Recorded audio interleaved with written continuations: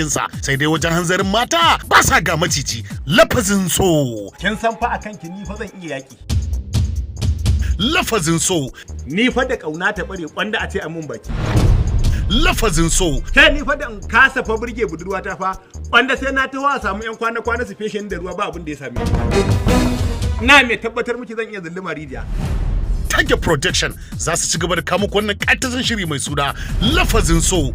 Mashirin wannan shirin Suleiman Mikel ba da umarni Kamsu Sumati. Lafazin So. Wannan baiwar Allah dole ma sai ta kaunace ni.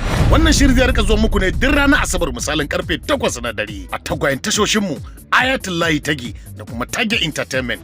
Lafazin So. Sai ku subscribe sannan ku danna ƙararrawa. Sha kallo lafiya. Mahmoud MD on the beat.